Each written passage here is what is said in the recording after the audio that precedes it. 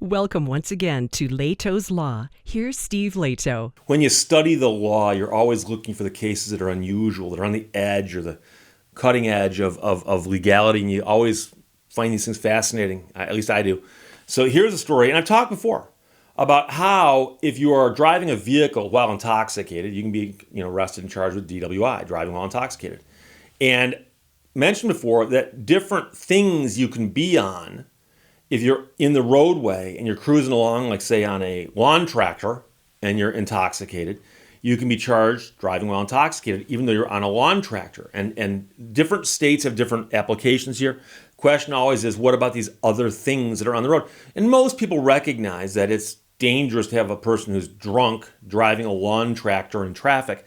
But some people, of course, will argue and say, but it's not a motor vehicle under the Motor Vehicle Code, therefore, and so a lot of times the category of things for which you can be arrested and charged and successfully prosecuted for, driving, some of them do fall outside of the definition of motor vehicle. Now, here's an interesting one. An airplane. And you're going to say, Steve, an airplane? Well, of course, airplanes are up there, aren't they? Generally speaking, they are. But they start out and end up down here. Eventually. So here's a story from NBC. Dennis Romero and Alex Lowe wrote it. Ben and Christoph both sent it to me.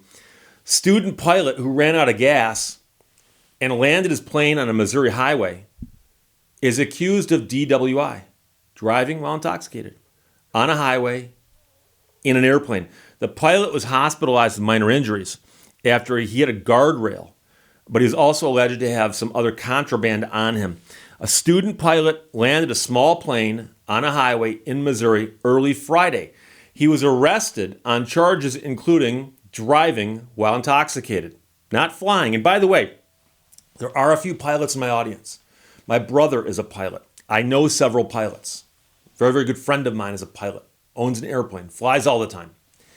And I can tell you that the FAA is very serious and very strict about alcohol consumption by pilots. Very strict. So there's an issue, of course, there. But right now we're talking about driving. The pilot of the single-engine Piper Cherokee landed the plane about 2:45 a.m. on Interstate 70 near Grain Valley, a city about 22 miles east of Kansas City. And the question, of course, is he's flying at 2:45 a.m., what kind of ratings does he have? Because flying at night, of course, is more difficult than flying during day. The Missouri Highway Patrol tweeted that the plane ran out of fuel, which hastened the freeway arrival, and then on the ground, the airplane ran into a guardrail. And as you may know, if you're up in the air in an airplane and you run out of fuel or something else happens, you've got to make an emergency landing, depends on how high you are, but pilots will tell you that if you are up high enough and it's daylight and you know where you are and you lose power, let's say you ran out of fuel, you screwed up, you're way, way up, thousands and thousands and thousands of feet up. You're way up there and you lose power. Engine stalls, you run out of gas, whatever it is. If the plane is intact, you aren't going to crash immediately. You've got some time to glide and look for a place to land. So if you think about it from a geometrical viewpoint, in 3 dimensions. You are right here. The glide ratio of the plane is such that you should know approximately how far you can glide before you touch down. So the question then is there a safe place to land in this big area beneath you? It's nighttime, so that might complicate things here a little bit. And of course, if there's not an airstrip where you can land, you may have to land someplace else. And so if you're looking for a flat, straight, paved piece of ground to put the airplane down on, a road or a highway would do it. Of course, you got a problem because the road or highway might have cars on it. And we've heard about that happening also. That is a car-plane collision. But here, the pilot was identified as a 35-year-old man. He was hospitalized with a minor injury, but was then booked into jail, according to the Highway Patrol. The pilot was the only person on board the plane, according to the FAA. And yes, this means the FAA is investigating. And so the FAA, of course, regulates everything that happens with airplanes. And I guess technically the investigation would be NTSB. But the FAA, of course, is very concerned about anything involving airplanes. Now, the man also faces allegations of careless and imprudent driving involving a crash, felony drug and gun possession, and possession of marijuana and drug paraphernalia, according to an arrest report. The man's from Prairie Village, Kansas. He's since been released from jail. The plane is registered to a company out of Prairie Village, according to the FAA records, which also state that the man has a student pilot certificate. No one answered phone numbers listed for the man or connected to an address listed for Warrior Aviation, which apparently is the company. According to flight tracking website Flight Aware, the Piper flew from Kansas City to Florida and on the way back made multiple stops. I'm not quite sure what the range is on this airplane, but obviously, it's got to come down and get gas from time to time. It's making a long cross-country trip, but I don't know if they're hinting at something here about making these stops on the way back from Florida, but those could, like I said, be simply fuel stops. And again, pilots know this, but if you're trying to get from one place to another place and they're far, far apart, let's say in the United States, if you're in a big commercial airline, you can just go from Detroit to Atlanta, right?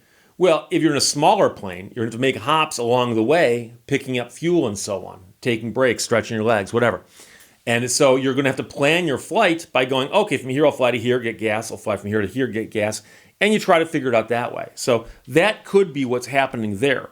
But of course, the interesting thing here is that the guy's been charged with DWI. And he was arrested by the State Highway Patrol because he was on the road in a vehicle, and they're alleging that he had alcohol in his system such that he was intoxicated, driving while intoxicated.